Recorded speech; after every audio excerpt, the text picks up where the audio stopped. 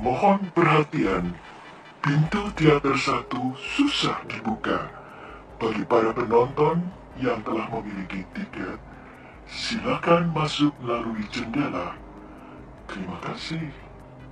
Dewi Selaksa Api telah berhenti menari-nari. Ia mempergunakan kedua telapak tangannya yang dirapatkan untuk dipakai seperti menyendok api, dan mata api itu seperti dimakannya. Inilah pemandangan yang luar biasa sekali. Di saat itu, tampak Prawana tidak bisa berdiam diri terus, karena Dewi Selaksa Api tahu-tahu menggerakkan tangan kanannya. Mata api telah doyong menyambar ke arah Prawana. Cepat-cepat Prawana melompat menjauhi diri lagi, tetapi mata api itu selalu mengejarnya, karena Dewi Selaksa Api telah menggerakkan kedua tangannya. Dalam keadaan seperti ini memang tampaknya Prawana terdesak hebat, karena ia tidak bisa bertahan dari serangan hawa yang begitu panas dan menyelekit tubuhnya. Jelas Prawana tidak berani untuk membiarkan tubuhnya dijilat oleh mata api, yang bisa membuat tubuhnya terbakar. Mahisa Dharma sendiri jadi memandang terpukau di tempatnya. Ia sama sekali tidak menyangka akan menyaksikan pertandingan seperti itu. Inilah luar biasa, wanita tua itu bisa menguasai api, sampai ia berhasil berdiri di dalam kobaran api tanpa badan dan pakaiannya termakan oleh kobaran api. Ini benar-benar persoalan yang sulit diterima oleh akal sehat. Tetapi memang Dewi Selaksa Api itu tetap berada di dalam kobaran api. Bahkan kemana tubuhnya Dewi Selaksa Api bergerak, api itu seperti ikut bergerak mengikuti tubuh wanita tua ini. Hanya sekali-sekali terlihat Dewi Selaksa Api melemparkan bubuk-bubuk halus yang begitu terbakar membuat api berkobar semakin besar dan menyiarkan bau yang harum sekali. Prawana jadi kewalahan juga. Beberapa kali tubuhnya hampir termakan oleh jilatan lidah api, dan di saat seperti itu juga Prawana tidak leluasa untuk melancarkan serangan kepada lawannya, karena dia selalu tidak bisa berada dalam jarak yang dekat dengan lawannya yang dikelilingi oleh lidah api.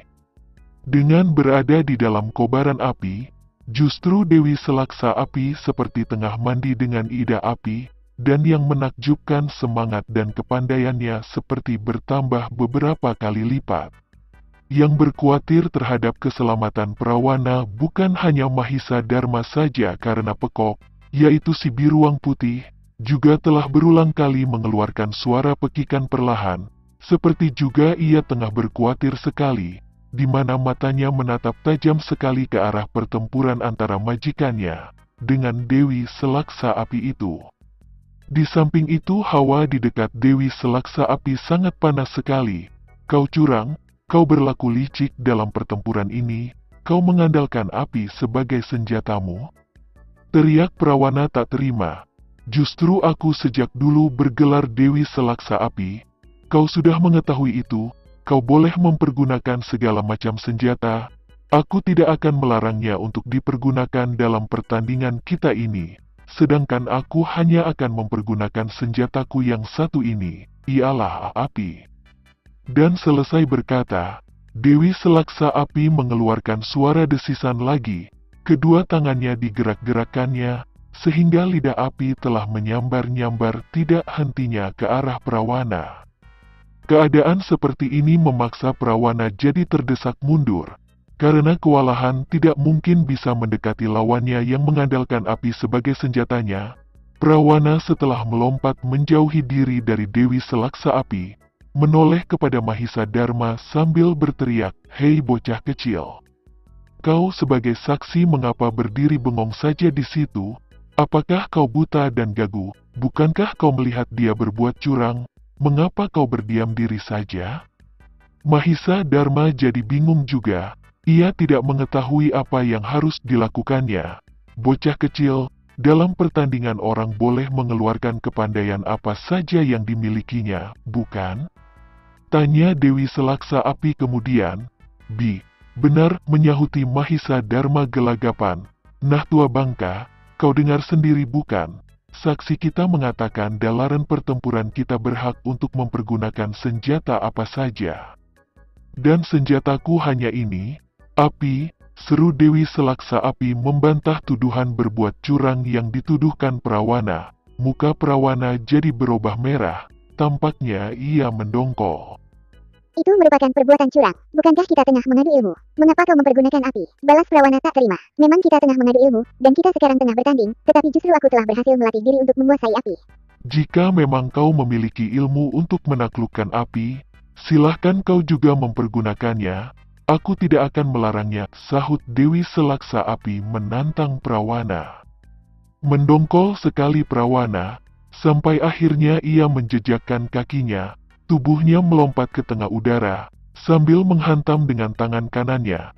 La merupakan tokoh sakti yang memiliki tenaga dalam telah tinggi sekali, tidak mengherankan angin serangannya itu menyambar kuat sekali, membuat Dewi Selaksa Api harus berkelit ke samping. Sebab jika dia tidak cepat-cepat mengelakkan diri, tubuhnya bisa menjadi sasaran dari serangan lawannya yang tengah mendongkol dan penasaran seperti itu. Saat itu, tampak Dewi Selaksa Api telah menggerakkan tangannya juga. Berulang kali ia mengebutkan tangannya, sedangkan tubuhnya bergerak-gerak seperti tengah menari. Dan anehnya api semakin berkobar besar dan mata api seperti tersampok angin. Serangan Dewi Selaksa Api menyambar ke arah diri Prawana. Waktu itu Prawana tengah terapung di tengah udara, dan lidah api menyambar ke arah dirinya cepat sekali, membuat ia jadi terkejut bukan main. Untung saja Prawana memiliki peringan tubuh yang mahir sekali, dengan memeluk kedua lututnya, sehingga tubuhnya berbentuk bulat. Ia telah berputar di tengah udara seperti sebuah bola yang tengah terapung di angkasa. Dengan cara demikian Prawana bisa menghindarkan diri dari sambaran lidah api lawannya. Tahan, teriak Prawana waktu tubuhnya telah meluncur turun ke tanah kembali. Dewi Selaksa Api berhenti menyerang, tetapi tubuhnya terus juga bergerak-gerak seperti tengah menari-nari di tengah kobaran api. Prawana memburu keras napasnya. Mukanya merah padam karena mendongkol. Kembali ia berseru, "Sekarang coba kau lenyapkan apimu itu. Mari kita bertempur dengan mempergunakan kepandaian yang sesungguhnya sehingga bisa ditentukan siapa yang akan menang dan siapa yang lebih rendah kepandaiannya." Tetapi Dewi Selaksa Api telah mengeluarkan suara tertawa dingin. Ia juga mengeluarkan suara mandesis. Sampai akhirnya ia baru berkata, "Aku akan tetap menghadapimu dengan mempergunakan ilmuku ini. Api ini telah kulatih selama 10 warsa dan baru sekarang bisa kukuasain. Kau boleh mempergunakan kepandaian apa saja untuk menghadapi aku." Jagalah serangan kedua tangan Dewi Selaksa Api. Dengan gerakan seperti tengah menari di dalam kobaran api itu, bergerak-gerak cepat, lidah api juga telah saling menyambar ke arah Prawana. "Tahan, tunggu dulu, aku hendak bicara," teriak Prawana. "Aku ingin bicara," teriak Prawana sekali lagi. Tetapi Dewi Selaksa Api terus juga melancarkan serangannya. Prawana telah melompat-lompat ke sana kemari tidak hentinya. Di samping itu ia juga telah memperdengarkan suara seruan marah dan beberapa kali berusaha melancarkan serangan balasan. Tetapi disebabkan Dewi Selaksa Api mengandalkan kobaran apinya itu, membuat Prawana tidak berani terlalu mendekatinya, dan disebabkan jarak mereka yang terpisah cukup jauh membuat setiap serangan yang dilancarkan Prawana tidak memberikan arti apa-apa untuk lawannya. Mahisa Dharma yang menyaksikan keadaan seperti ini jadi mengkhawatirkan diri Prawana juga, sebab tampaknya ia memberikan perlawanan yang tidak berarti. Malah dirinya terancam akan terbakar oleh sambaran-sambaran lidah api. Prawana sendiri menyadari dirinya tertekan di bawah angin. Semakin lama Dewi Selaksa Api jadi semakin bersemangat. Berulang kali ia telah melancarkan serangannya, sehingga membuat Prawana harus berlompatan ke sana kemari.